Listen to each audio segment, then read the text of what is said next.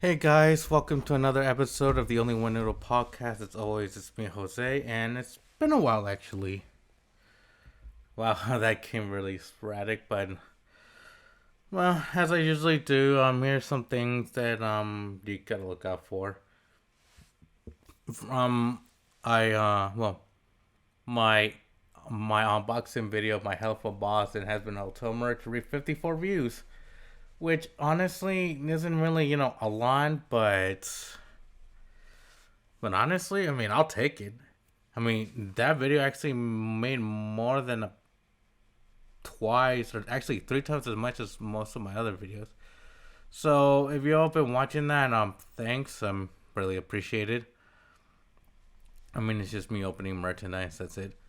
I might make during for one of my merch that I showed was like a puzzle. Well, actually, a couple puzzles. Well, just one is the one that I have, but in my other unboxings, I have several puzzles. I'm probably gonna make like a video about it of me putting the puzzle together. Um, Not sure when that's gonna come out or how long that's gonna take. So I'll be patient with that. And the reason for that is because my second job that I applied for, I've been working like those hours, and I'm, which also explains why I'm gonna for this part. Um, I'm recording these on Tuesday because well, I got my schedule. I work Wednesday through Sunday. That's 4 days, so meh, something. But also, yeah, that's actually what's gonna happen. I do have, well, based on what they told me, I'm working early in the morning, but next week I'm closing. So hey, that's something. And also, my first job that I got when after I moved, that's actually my second job, given that my hours were actually pretty, shitty. But yeah, my first job was not my second job, and my second job that I got is not my first job, mostly because, I get hours. Um, but other than that, that's pretty much it.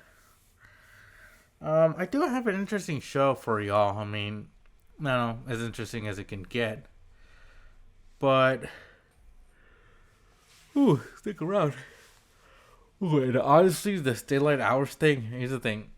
I'm not even sure if it ended or started or whatever. I don't even know if we went an hour forward, an hour back. So honestly,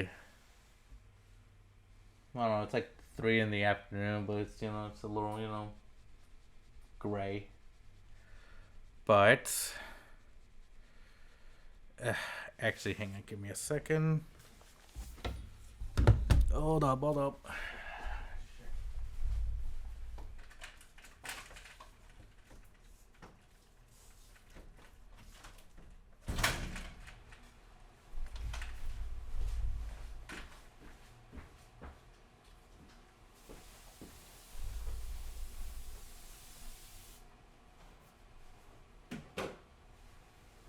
There. Oh, there we go.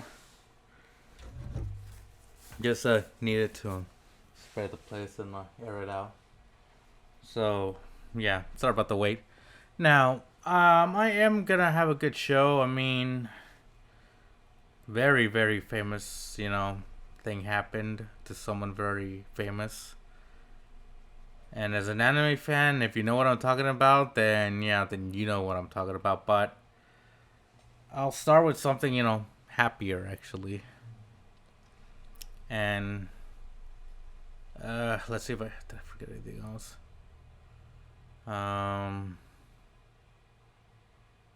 actually, so actually, yeah, with the my other, but I'm not sure when my new hours are gonna be because this week I'm working like short, well, early hours. But I still get my 4 days of work. Five if it gets busy, like if they ask me to. Next week I'm gonna be working late, so I'm not sure what days those are gonna go fall under. But actually, let's give it time. Let's just work this week. Um, Actually, I'll check. tomorrow. Well, Wednesday to see what the rest of my schedule is because it's posted like 2 weeks in advance. So there's that. So yeah. Also for my Hell of a Boss merch video, the first one I recorded, that's gonna be up soon. I'm trying to look for the second half. If I can find it, then I'll probably post just the first half. I will put a disclaimer there saying, "Oh, couldn't find the rest of the footage." But my second one, that one is I have the footage. I just gotta edit that. So dates for those are to be determined. So without further ado, let's get into some. Let's get into the happy stuff first.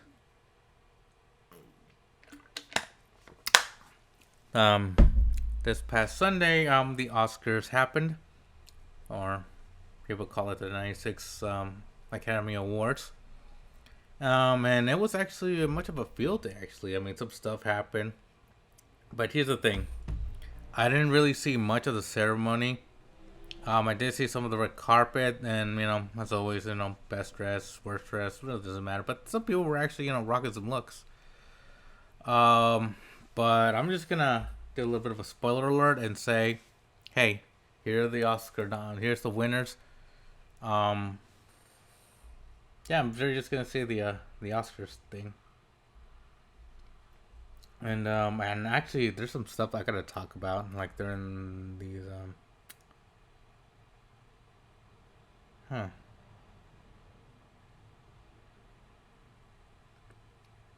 Huh.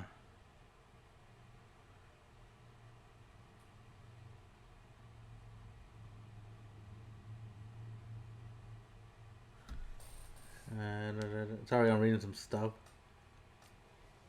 So anyway, without getting too ahead of without zoning out. This is a spoiler alert. I mean, I'm not sure if any of you are gonna care, but here it is. That whole Barbenheimer thing really, was a thing at the Oscars because, I mean, they were awarded for a shitload of awards. And, just as a consensus, some stuff did happen, like during the show. I mean, Arnold Schwarzenegger and, Danny DeVito were on stage presenting like Best Supporting Actor, I think. And they were like, roasting, Michael Keaton because Danny DeVito was the Penguin and Batman Forever. Is it that one? I'm sorry. I mean, like, yeah. Um, Honest. Anyway, and Arnold was Mr. Freeze. But it's funny. I feel like they should have roasted George Clooney because he was Batman too. I don't think he was there. But anyway, um, before I get before I go on, everyone's talking about the whole John Cena thing, the whole naked thing. I mean, and as obvious, everyone's taking their jokes like oh, I didn't see anything, I just saw a flying piece of paper. Ha ha ha ha ha. Yeah, I get it, John Cena. You can see me, whatever. But here's the thing: Oppenheimer was nominated for 13 awards. I'm like, wow. And I'm actually gonna get to some of those actually, but it did take 7, which honestly is pretty good. I mean, you won half your awards. I mean, you actually did something you did something. You did well. Apparently Vanessa Hudgens, was a pre-show host. But anyway, to start off the night, which was actually the end of the night. But to start off, and I'm sorry, I'm just reading what the awards are.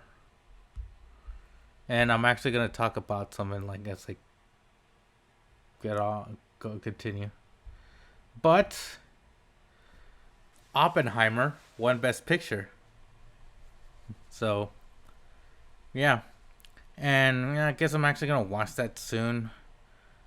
Mostly because here's the thing, since 2014, I believe, when The Shape of Water won, I told myself that I'm gonna watch every movie that wins Best Picture, and and here's the thing, I haven't done it yet. Which, I mean, stuff keep getting in the way. So yeah, I'm gonna get to that. Um, Another thing to notice is that the movie Maestro was directed by, that was written and directed by, and starring Bradley Cooper, had Spielberg as a producer, and I'm like, wow, that's not a combo usually you see a lot. I mean, they were gonna work together on American Sniper before Clint Eastwood took over, but creative differences kind of derailed that. But with that nomination, um, sorry, but with that nomination, that actually was a bit of a that was a bit of a sorry a bit of a milestone for Spielberg, because who he's not been nominated for Best Picture as a producer, not director. I mean, not only that, Scorsese was nominated for his 10th Best Director and is the oldest in that one. John Williams received his 54th nomination for Best Score. But then again, I mean, honestly, I feel like that was gonna. I mean, if John Williams is composing some musical masterpiece like Star Wars or something, he is gonna get nominated, so it makes sense. But I mentioned Martin Scorsese, and this is like his 10th Best Director Oscar, which, well, long story short, he didn't win. But going on the Oppenheimer train, Christopher Nolan won Best Director. I mean, what a surprise. And going on with actually, you know what? I'm actually gonna give two more winners for Oppenheimer, because we're already at two. Here's four. Because Cillian Murphy, who portrayed Oppenheimer, won Best Actor, and he beat out Bradley Cooper. And Paul Giamatti, out of all people, I haven't seen him in a movie in a while. Not only that, Robert Downey Jr. won Best Supporting Actor. So, yeah, man, not bad. I mean, he beat Robert De Niro and Ryan Gosling and Mark Ruffalo. I mean, man, that's actually pretty bad. I mean, that's actually, sorry, my bad. It's actually pretty good, actually. So, winner for Best Actress is Emma Stone for Poor Things. I have to see that. I heard it's pretty good. Um,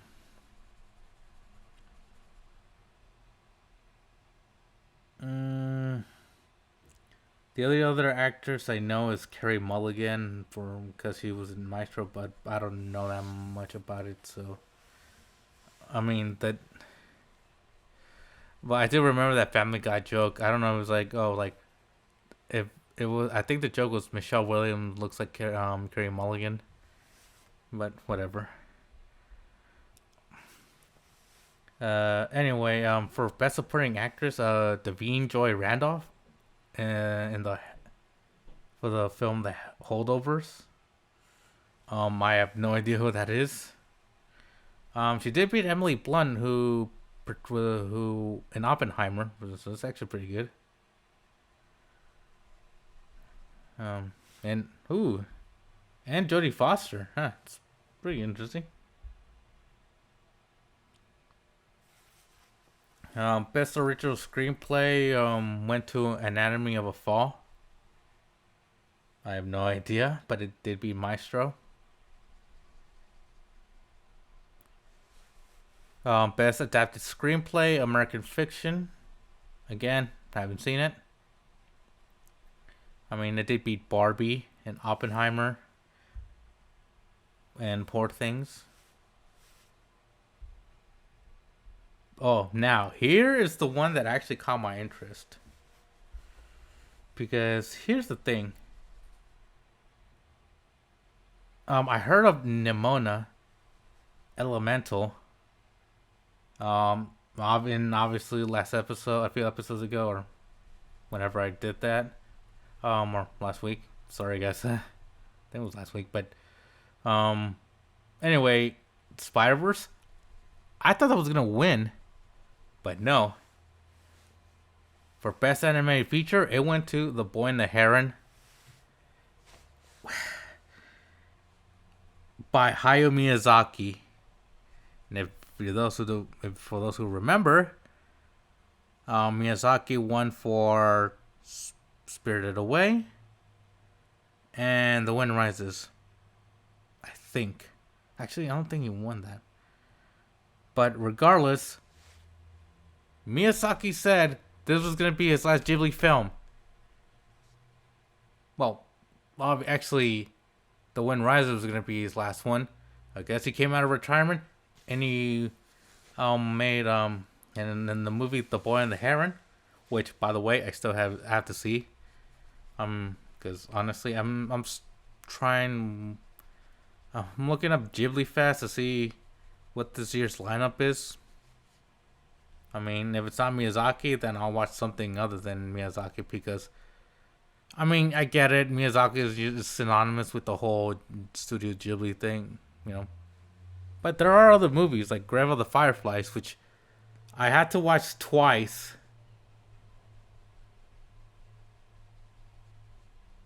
In my entire life, just because of how sad that movie is. But other than that, yeah. I mean, so does that mean Miyazaki's actually gonna retire for good, or is he just gonna keep pulling up Brett Favre? But the fact that it beats Spider-Man, I mean that says a lot. But hey, can't win them all. So moving on, best international feature was to The Zone of Interest from the UK.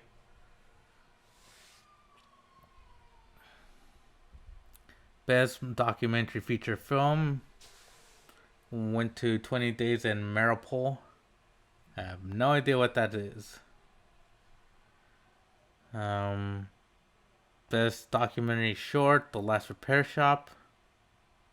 Again, guys, I haven't seen these, so don't get on my ass about it. Best live action short, The Wonderful Story of Henry Sugar, and surprisingly enough, this was directed by Wes. I was gonna say Wes Craven, but he did. But Wes Anderson. That actually took me by surprise. Huh. But let's keep moving on.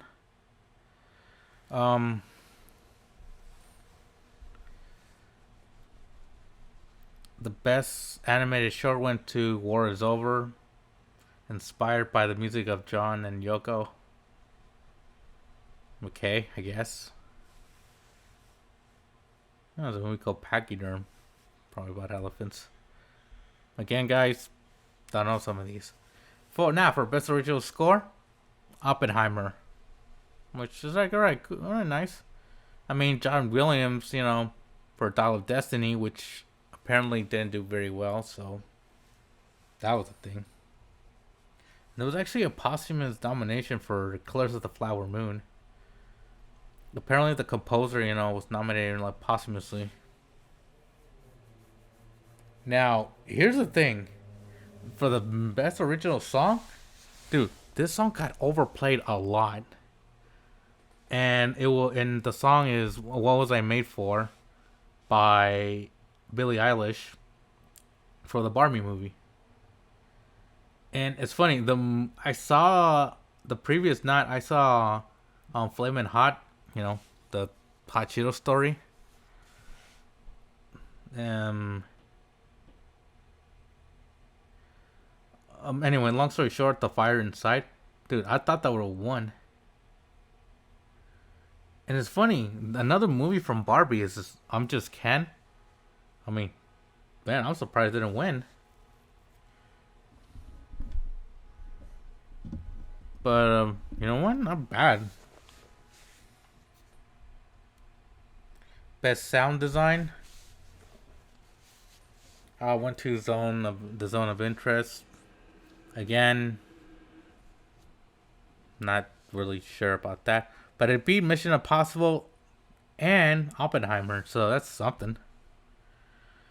Best production design, which this is the one where John Cena came out naked, I think. But anyway, that it was for Poor Things. It beat out Barbie. It actually beat Napoleon, which I still have to see. And Oppenheimer. Best cinematography, best camera, which obviously means best camera work, was for Oppenheimer. Best makeup and hairstyle. I think this was John Cena's. Oh no, best productions. Never mind. I got it right the first time. Went to Poor Things. Huh, not bad. Beat Oppenheimer.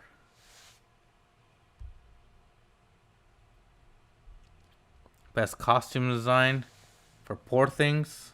Beat out Barbie and Napoleon and Oppenheimer. Best film editing went to, Oppenheimer. And by the way, Martin Scorsese's movie Killers of the Flower Moon, I think it's a biopic or something. But it beat that. It beat Poor Things. And now, my favorite part of the night. Best visual effects. The nominees were for The Creator, Guardians of the Galaxy 3, Mission Impossible, and Napoleon. And Godzilla -1. And finally, and it took 70 years, the King of the Monsters has an Oscar to its name. I mean, yeah, it only took 70 years. But you know what? It was worth the wait. And honestly, I wish that, like, the guy's speech. The head guy was Takashi Yamazaki. But long story short, he was obviously English isn't his first language. And the music did cut him off, which, honestly, that's kind of rude. I get it, but come on, man. I feel like if it's a person who's struggling with English or trying to speak English, even though it's not their main language, give them a pass. Don't be fucking rude. If I won an Oscar for like directing or writing or something, I would have been like, you play that thing, I'm gonna throw this right at you. That's rude. And I don't care if I get flack for that. Yeah, I get it. You want to keep it on a nice tight schedule, but come on, man. If that, then cut down on the songs or cut down on some certain skits or jokes or something. Maybe take a minute off or something. Yeah. And honestly, it beat Guardians 3. Not bad. I like that one. And so, yeah, not bad. For the Governors Awards, which I don't actually. You know what are those? Presented. What if Lifetime Achievement in Film? All right. Angela Bassett won. Mel Brooks won it. Carol Littleton. I have no idea who that is. And actually, and they were actually hosted by John Mulaney. Oh, nice. And yeah, that does it for the Oscars. Now, it's funny. Here are the films with multiple nominations. Obviously, I said Oppenheimer was for 13. Poor Things for 11. Killers of the Flower Moon, 10. Barbie got 8. Maestro got 7. American Fiction, Anatomy of a Fall, the Holdovers. I think that was the comedy one. The Zone of Interest, Napoleon. Actually, no. Scratch that. Scratch Napoleon. Those. Hang on, let's see. Those four movies won five, were nominated for five awards. Napoleon was nominated for three. The Creator, Mission Impossible, Naiad, which is I think it's that swimmer who swam like from Cuba to Florida. Past Lives and Society of the Snow each got two. I mean, what do you want? so, so yeah, and if anything, most awards that night, 7 with Oppenheimer. I just mentioned that. 4 Things with 4, and The Zone of Interest with 2. Everyone else just got 1. My thing. Well, here's the thing. What do you mean? If you're asking, wait a minute, how to get 7?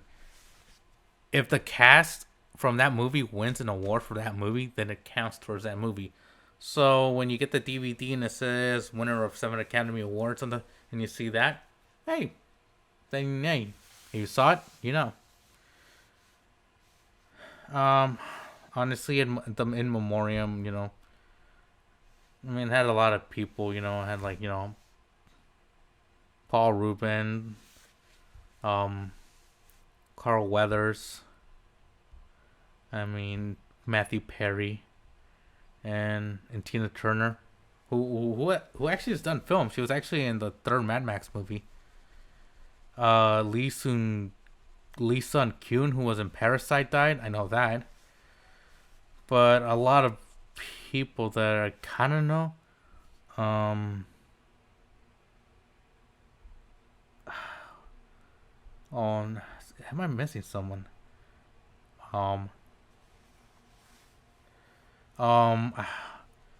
Andre something. The guy from who was Captain Holt in Brooklyn Nine-Nine died. I know that. Alan Arkin, who was in Argo, died. Piper Laurie, who was the mom in Carrie, the Brian De Palma one. She died last year, and these are for, like, you know, people that have died this year. I mean, I'm not sure if you want to, you know, do Akira Toriyama. I mean, there was other people that they didn't mention because, you know, like I said, I mean, Suzanne Summers from Three's Company was on it. Sinead O'Connor.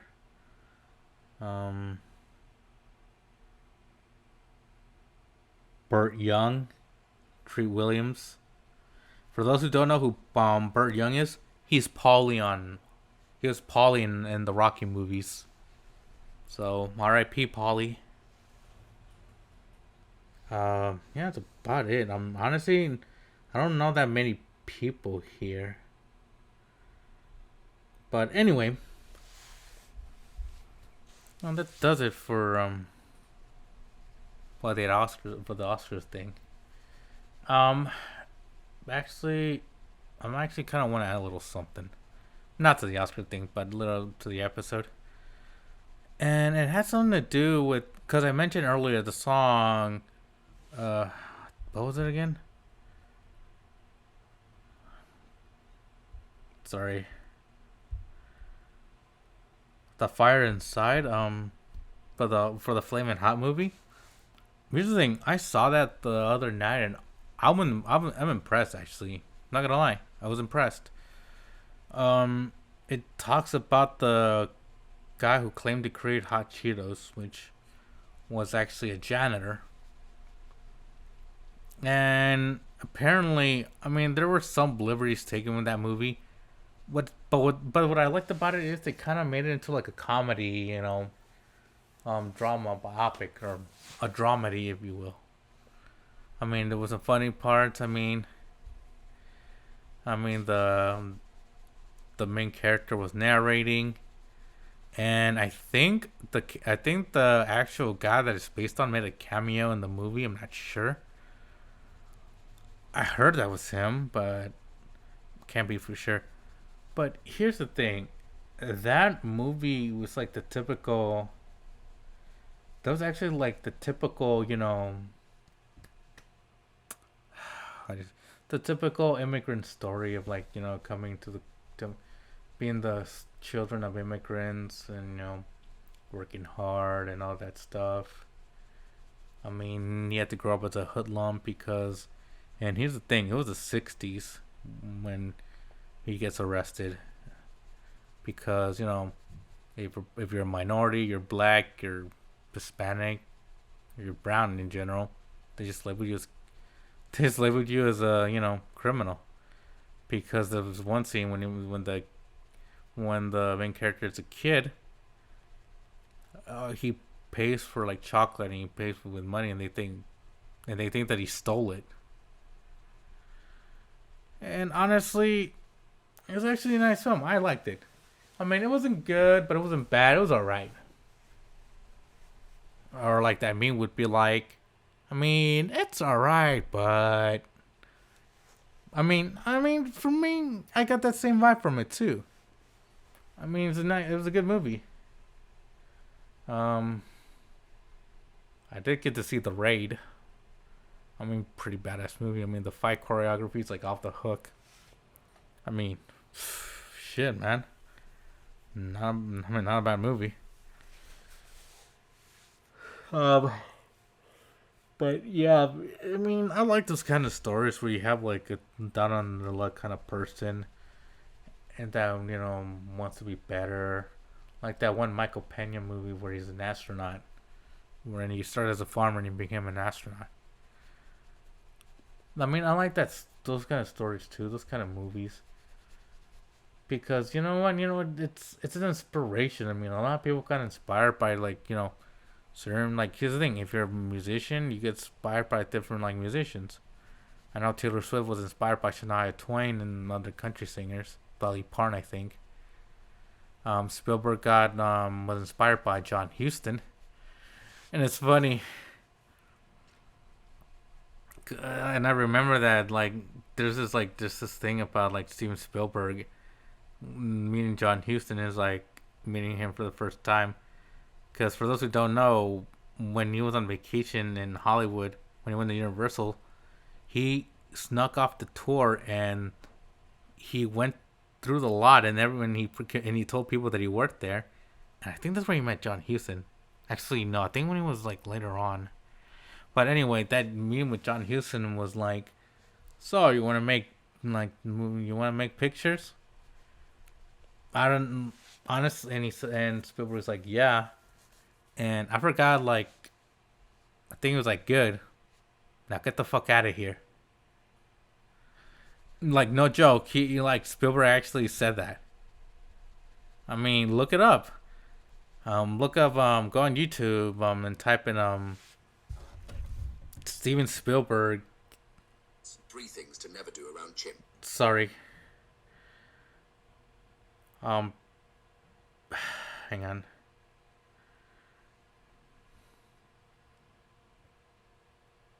Steven Spielberg.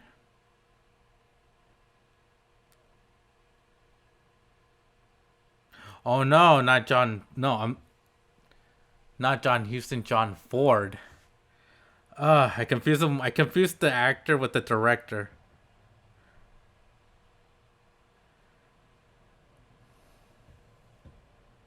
But yeah, he basically said, "Just get the fuck out of here," because he was busy. But honestly, man, I like how the subtitle, the headline of the movie is like, the flavor you know, the story you don't. I mean, I know it was created by like someone at Frito Lay, but like by Hispanic. And honestly, I like those kind of movies where like it represents like something good that came out of some like from a minority. Like I like watching movies like like I don't know, like Flaming Hot. That was like like I bet you a lot of Mexicans liked it because like it showed like relatable things. Like you know you know how things are like for example like like it was like Boys in the Hood, like yeah, it shows how things were like in growing up in the hood in the '90s in South Central. I mean, and it showed like, and then Flaming Hot, it showed like how things were like for Hispanics because everyone got a bad rap. I mean, I like how like it takes like a like, and I like that it's like true stories though. Like I like those kind of movies. I mean, there are some biopics that are like fictional. Um, but other than that, I mean, they usually are pretty good. I mean, yeah, people tend to overlook them because oh, they sound boring or whatever. But honestly, it's not. I mean, not bad. I mean, it's. I mean, it's not what you expect. But honestly, it's, I mean, I liked it. Like I said, it's alright. It's not a bad movie, but it's not a good movie. It does have its moments. But it does follow some cliches. I mean, obviously, at the end, like, like they have that big dramatic thing, like, oh, you made it, And, uh, and that is that, I guess. So, moving on. I did mention some sad stuff, and that would be. I mean, and I did mention anime, so if you know, you know. So I don't know how to like to phrase it, but for those who don't know, Akira Toriyama, who created Dragon Ball, died at 68, and it's funny. People are saying that he kind of saw predicted his death because there was like a December or interview that he did like last December where he says like I'm probably not gonna keep going, like my health is like it's kind of declining, so it's, I mean I'm not sure how long I'm gonna keep doing this for. And I mean, did he predict his death? Probably. I'm not saying that for sure, but died in March. It said March 1st, but it's funny. Everybody, I found out like on Saturday, which I don't know why it took that long because it said March 1st, 2024 as listed as date of death, but we found out like I think it was Saturday. Or I think it was Saturday. But anyway, touching on the legacy of Akira Toriyama, I mean, obviously, he did Dragon Ball, but he also did Doctor Slump. He did artwork for Dragon Quest and for Chrono Trigger. I mean, and you could tell like by his art style. And I keep going on social media and like all these like tribute videos for him, and saying like, oh, like he's the reason why I got into anime, or he was this, he was that. I mean, it's kind of true for a lot of people growing up, including myself. It's, I mean, honestly, I didn't even know Pokemon was an anime until like in my teens. But I knew Dragon Ball was Japanese because in the opening title for Dragon Ball Z, it has the Japanese letters underneath it. So, and I thought it was Chinese. I mean, but then again, I was like 8 or 9 when I first saw it, but still though. And everyone points out like, oh, I started watching this saga or this saga. For me personally, I actually started watching the Boo saga, but in Spanish when on a trip to Mexico a few years back. Well, like 20 plus years ago. Then growing up, like there was like a Spanish channel like that showed it. I'm not sure if it's still on or not, the channel, but anyway, it started from the beginning, like when Raditz shows up and all that stuff. Went through uh went through the Saiyan saga, saw the Namek saga, the Garlic Jr. arc, which nobody talks about because it was so bad.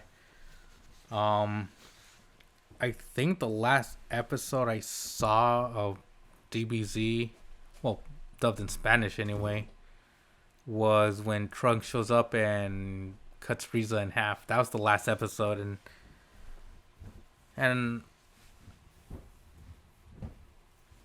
I mean, seen bits parts of the show. But as time went on, like it's starting to fade away from my subconsciousness. Like, okay, I haven't seen that much because I was kind of because in the 2010s I was really getting back into like the whole anime thing. And honestly, Team Four Star were the guys that actually like rekindled that interest. I mean, yeah, sure, it was in a bridge series, and yeah, they made jokes here and there, but actually, that's actually what got me to watch it again. And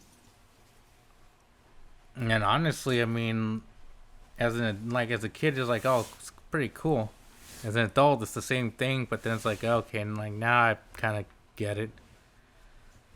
It's that whole, you grow up, you don't know what certain stuff means when you're watching a movie or something, but then you get like, oh, that's what they meant.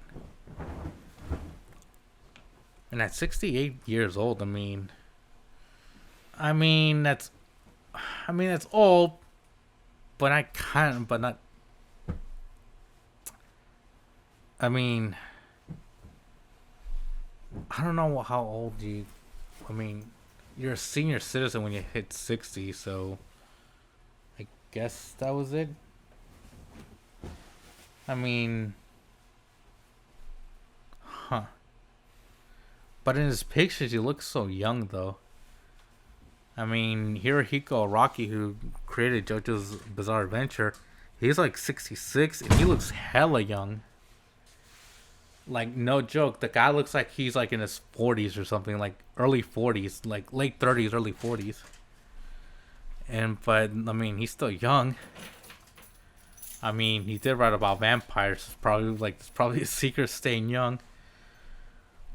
But I saw the response from other people. I mean, even celebrities, athletes, they all said like, "Oh, you made my childhood." Mike Daniels, who's a defensive tackle for the Packers, says, "Oh, like, oh, you'll be missed." I know the NFL posted something on Instagram about the whole, Akira Toriyama, and it was mostly people doing the fusion dance. I remember one receiver did the Kamehameha, and I think one of them did the instant transmission little symbol on his, or did the instant transmission pose. Even professional wrestlers actually. Like, for example, Big E from the WWE says like, "Oh, huge inspiration, yeah, and da da da da, rest in peace." But and what's funny is that in WrestleMania, I forgot which one, but it was in Texas.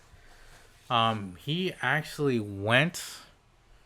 He, Kofi Kingston, and Xavier Woods came out in Sayonara, and so that like they're fans of it. I mean, so is Ronda Rousey. I mean, crying out loud at WrestleMania, I forgot which one, but in San Francisco, she wore a Vegeta shirt that said over 9,000.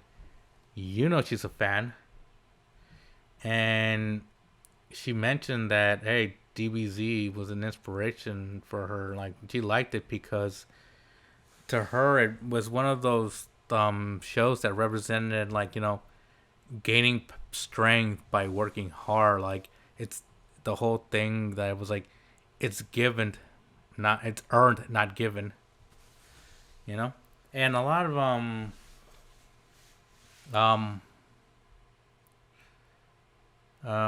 oh, and by the way, Robert Griffin III, or RG3, the former quarterback for Washington, name like his name almost sounds like Kamehameha. But honestly, I don't know what I don't know what his daughter's name is. But that was an inspiration. And in a post, which honestly, I wish he didn't post that AI picture. Kind of stupid. But his post was like, we were all Goku. Um, we all had a freezer to overcome. We had a Krillin to train with. We had a Vegeta to push us. I mean, honestly, it doesn't get any better than that. And honestly, I mean, I mean, can you get any better than that? Because honestly, it's it's a loss. And to be honest, I'm still at a loss for words. And the guy's been gone for and the guy barely is died. It hasn't even. It's almost gonna be almost more than a week since the man died, and we're still getting over it. I mean, it's like when Kobe died. I mean, everyone was bummed out because yo man, it's the greatest that ever was. But not only that, he was an inspiration for some of the other artists. I mean, Soul Leader, I think it was Soul Leader. The creator was inspired by that. Oda, Ichiro Oda from One Piece. I think that's his first name. Yeah, he was inspired by One Piece. Sorry, One Piece by Dragon Ball. Sorry. Kazuki Takahashi, who created Yu-Gi-Oh. Yo, he even praised Toriyama. He's like, dude, he's a god.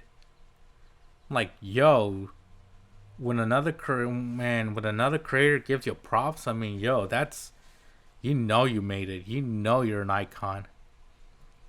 I mean, if it weren't for him, anime in Japan wouldn't be as popular as it is today, and that's a fact.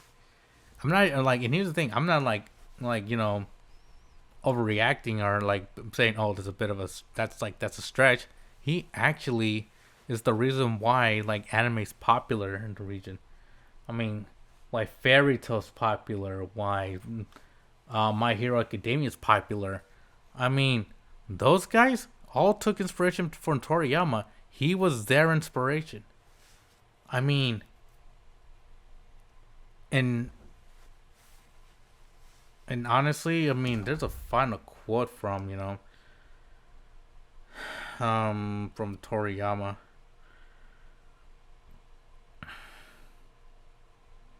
So let's see if I can find it.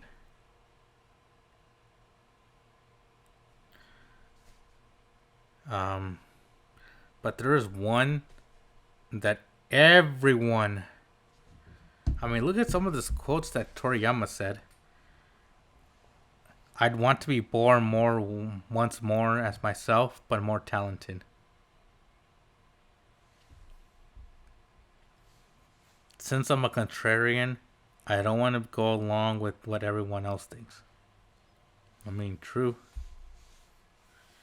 Not only that, I forgot what anime was his favorite, but I think it's one of the new ones. But it said that his favorite character in Dragon Ball is Piccolo.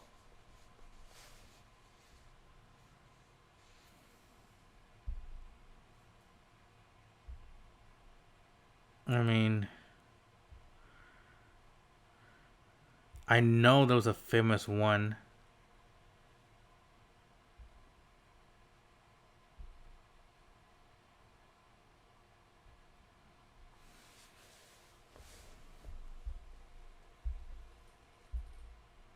I forgot what it was, but it was sleep well, train well. Sorry, guys, I'm trying to look for the quote.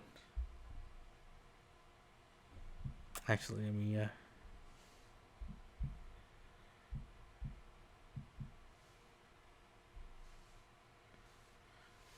So one of his most famous quote is, and I'll end it with this, is move well, study well, play well, eat well, rest well. That is the Turtle Master way. I mean, R.I.P. to Akira Toriyama,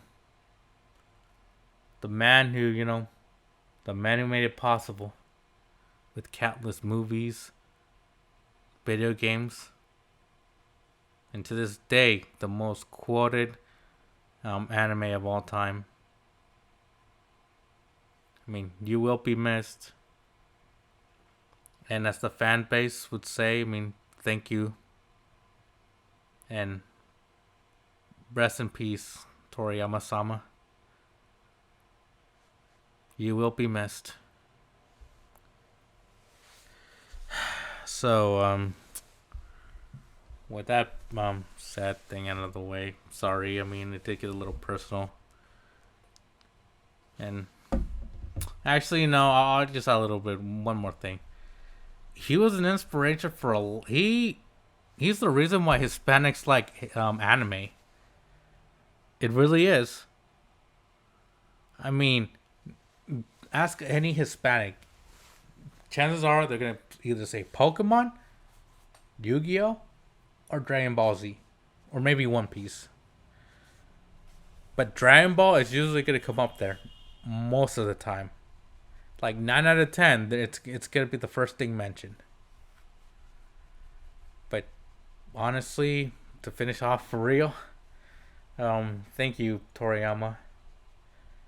You created something, and for the past 40 plus years, it grew. And I mean, thank you. It's you're in another world now.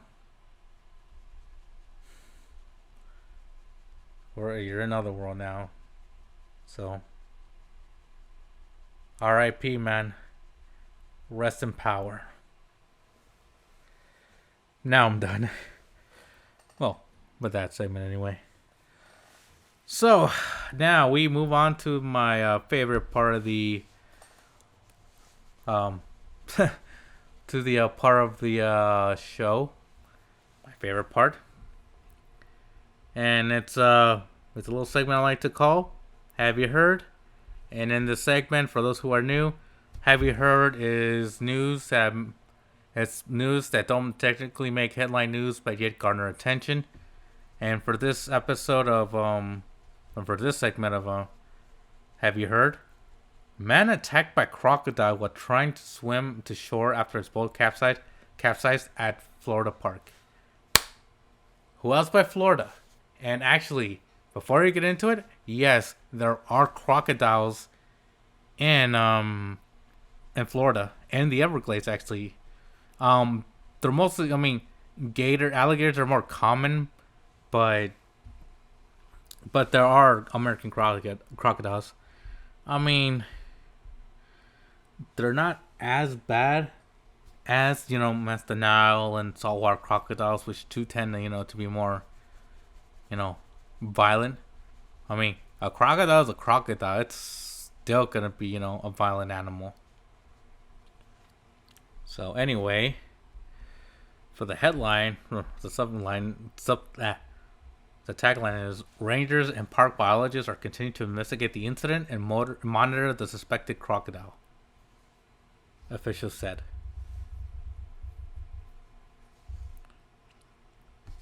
So anyway, this so they actually put it in bullet points. So we're gonna just get the clip notes of it. A man was trying to swim to shore after his sailboat capsized when the incident occurred. The victim was reportedly in stable condition as he was transferred to the hospital. So hey, at least he's alive. Now, before I get to the third one, I just want to point out that it's not normally when we hear something about like, oh, Florida man did this, and it's usually some like dumb shit or whatever. But honestly, with this, but since this happened, I mean, since this was an accident, like it was beyond anyone's control. I mean, there stuff does. I mean, accidents happen everywhere, or things like this happen like all the time, but like in different places, and just you don't hear about it. And anyway, the third point says rangers and park biologists are continuing to investigate the incident and monitor the suspected crocodile. which is easily identifiable.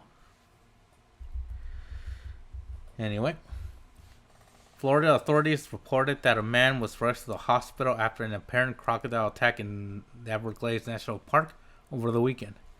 The National Park Service said in a news release that at around 4:45 p.m. local time on Sunday, park rangers responded to the Flamingo Marina following a report of a crocodile bite. Okay, this happened on Sunday, so it's still recently, so it's barely recent. Not bad though, not bad. Well, sucks that it's not. Well, I'm just saying. Well, what I'm trying to say, no, it sucks that he got attacked, but it's like this story is recent, so it's still fresh in people's minds, so that's a good thing. Again, it sucks that he got attacked. Anyway, a 60-year-old man capsized a sailboat in the Marina Basin and tried to swim to shore with the boat when he was seen going underwater, according to the NPS. The man was treated for a laceration on his leg, the NPS added. Miami-Dade Fire and Rescue told people in an email Monday that the victim was airlifted to a medical facility.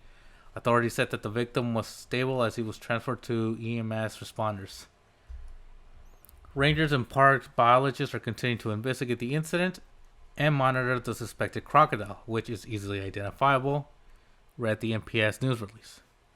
According to the Florida Fish and Wildlife Conservation Commission, or the FWC, the American sorry guys, sorry to the alligator, but again, alligators are more common than crocodiles, but you don't really hear about them. So anyway, the American crocodile is a federally threatened species. It is different from the alligator, though its grayish-green color, narrowly tapered snout, and a forked tooth on the lower jaw exposed when its mouth is closed. I know what an alligator is, and I know what a crocodile looks like. The FWC added that conflicts between crocodiles and humans are very rare in Florida because of the crocodile's shy and reclusive nature. The Miami Herald reported that the crocodile attacks on humans are also infrequent because crocodiles are found in isolated areas such as the southern Everglades. To ensure that both humans and crocodiles safely coexist, the commission recommends that people swim only in posted swimming areas and during daylight hours. It is also advised that people do not feed crocodiles. Again, I hate it when people do that. Seriously, why do people feed the wildlife? Because honestly, if you're the one who's doing this and something like this happens, then you deal with it. And since you're the one feeding it. But come on, man. How stupid you gotta be to do that? Anyway. In response to this particular incident in Everglades National Park, the NPS said in the statement, while the park is a safe place to visit, we remind visitors to stay alert and exercise caution, especially around wildlife. Swimming or wading is prohibited in all canals, ponds, freshwater lakes, marked channels, and boat basins in Everglades National Park. The NPS also said it is working with the FWC and the U.S. Fish and Wildlife Service to assist the situation. So here's the thing. Yeah, they said don't do that. But here's the thing. The guy's boat capsized, so it was an accident. So he didn't plan for this to happen. But damn, it sucks. 68, what was it, 68? Did it say 68? Damn. Akira Toriyama died at 68. Damn. But anyway, enough. I'm getting sidelined. Okay, here's the thing. Crocodiles aren't necessarily they're not out to get people. Just putting it out there. But what I am gonna say is that they are shy. But here's the thing: you gotta remember they are dangerous animals. In places like Australia, those are very dangerous. The saltwater crocodile. Places like the Philippines, Southeast Asia, those places, and including, I think they're in India because I've heard. Let me see.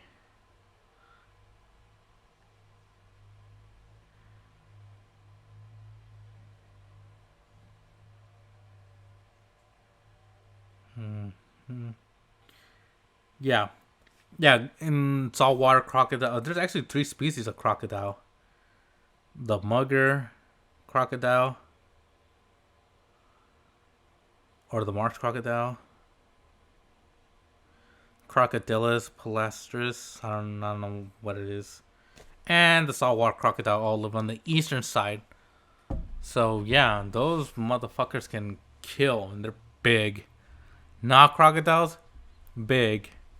An example: the infamous Gustav, a crocodile that has been shot and speared, still alive. And honestly, is a really killing machine. Although people, that crocodile is still on the loose, but because since nobody's seen it in such a long time that they think, oh, somebody either killed it or like it swam along and or died somewhere. But here's the thing: crocodiles aren't no joking matter. I mean, they they share their home with hippos, and hippos don't take shit from crocs. So two animals there to be feared. I mean, trust me. Not only that, crocodiles are fast swimmers. So if you're in the water, either in Africa, Australia, or somewhere where the crocodiles are abundant, get the hell out, cause you better grab a tree branch, cause trust me, they're gonna get you, and they can jump out of the water. They can take half their body off the water, and trust me, their bite force is strong. And the thing about the crocodile is that it rips its prey apart because it can't chew. And here's the thing: their bite force is so strong, man. Like, dude, you're not. It could, and it's death roll. And here's the thing: if and obviously, if you get attacked by a crocodile or an alligator, people are like, do this one thing: like, if it gets you in its death roll, go with the roll. Don't fight it. Go with it. If it like, here's the thing: because chances are your chances of survival are pretty high.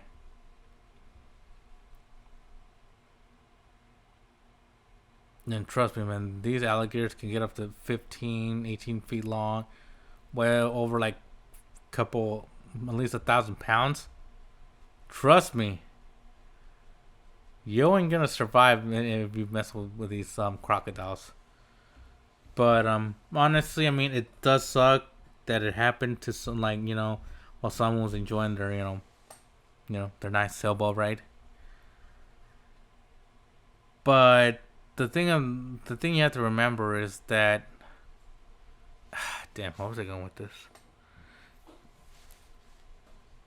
Da, da, da, da, da.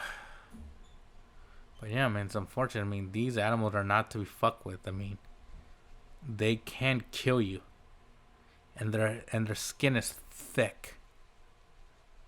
Like, I count my blessings that I'm nowhere near crocodiles. Because to me, a crocodile death would be very painful and very. And here's the thing: and even if you survive and it rips a limb out, and you're gonna live with that. I mean,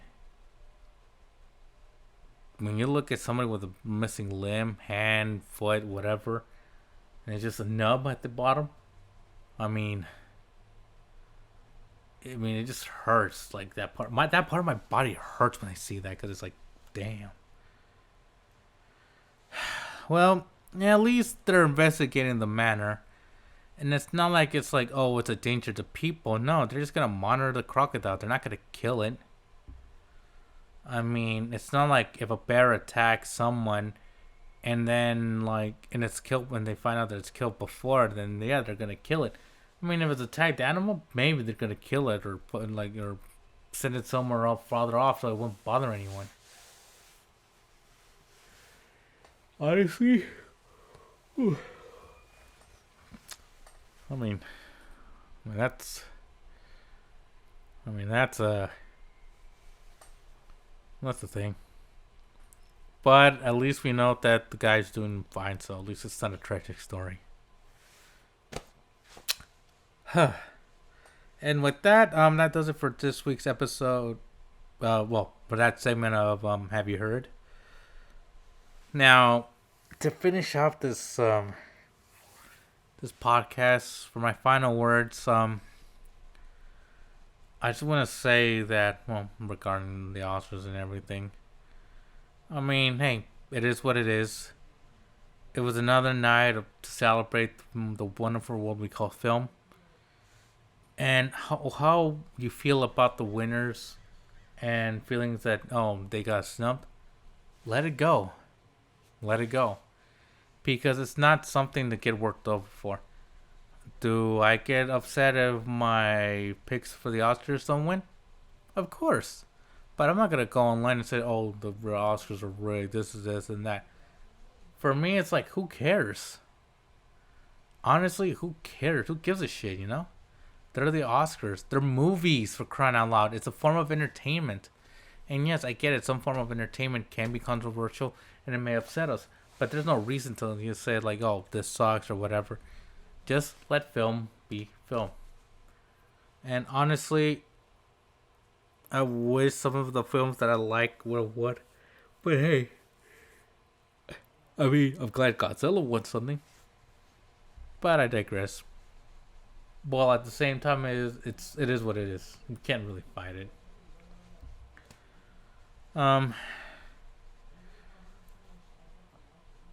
Final words is for my final thoughts on the whole crocodile attack. I mean, listen. Nature is unpredictable.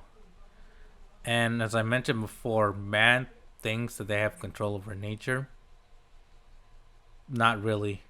Because when nature fights back, that's when we see the ferocity, the fury. We see what it can do. We see its strength. So you can see what it do. Its devastation, its aftermath. Honestly, it is what it is. And, I mean, but you gotta remember, when we're seeing these animals, remember, we are on their turf. And on their turf, it's, I mean, watch how you interact, because, you know, it could either hurt you or it could kill you. And finally, for my final thoughts on Akira Toriyama, we say goodbye to a man that not only shaped the world, but made us feel like we were Goku. It made us feel like we could go to Namek. It took us to worlds we would never see, and it taught us the value of strength. Like, how like strength isn't given, it's earned. A story about like how the simplest folks can become the strongest beings, and overcoming challenges that come our way. Life is hard, life is difficult, life is full of tribulations. But if we fight through them, we can do it, we can make it, we can do it. And that was actually, if that wasn't the goal of Akira Toriyama, then I don't know what it was. But when he said eat well, sleep well, work well, I mean, it pretty much simplified his life. He gave us a lot to remember. Something that we cherish. Something that we can, say, hey, thank you, Akira Toriyama. Thank you for everything. Us saying you will be missed and saying thank you is not enough, because this man gave us so much, and us giving tribute to him is so little because it's not enough. How can you thank a man who shaped the world as we know it in terms of anime? I mean, I seen Dragon Ball Z or any Dragon Ball reference in other shows, and it basically shows like how big of an impact he was. Millions and millions of mangas sold. Like, it's up there, like, in the top 5 of most best-selling manga. Toriyama knew what he was doing, and he gave it a shot. And despite being 29 years old, he gave us something that we will never, ever forget. And honestly, saying thank you is not enough, because we've seen the world and, like, you know, come together with Dragon Ball. Mexico, you have viewing parties. I mean, you got soccer players in Africa and soccer players in Europe who do, poses from Dragon Ball. We have Dragon Ball art that the fans like hang from the stands. That's how big of an impact Dragon Ball was. That, or better yet, that's how big Akira Toriyama was. I mean, he knew he had something. He had lightning in the bottle when he created Dragon Ball. And honestly, I don't say this a lot, but I feel like Toriyama is one of those few great talents, those, once in a lifetime talents, because he gave us a lot. And honestly, even though we're sad, we are grateful for what he gave us. And we cherish it a lot, that we pass it on to the younger generation. That way, we can say, this was created by a good man. Probably the greatest manga artist ever. Because if it's not passed on, it dies and the memory fades away. So I'm glad that Dragon Ball, Dragon Ball Z, and everything that came after it, games, movies, everything, at least we know it's being passed on to the next generation. And we can say, we lived in a good time because of this man. The challenges in our lives were difficult, but hey, he made it worthwhile. And with that, that does it. And with that, that does it for this week's episode of the podcast. Thank you all for listening. I will be back with other stuff, other videos. I'm not sure when I'm gonna post them. But if they do, they're probably gonna be done on my phone, and they will be posted on YouTube. So I mean, like I said, everything else, just give it time, guys. But I will see you in the next episode. So thank you guys for listening. I mean, keep looking at them, keep listening, keep watching all the content that I put out.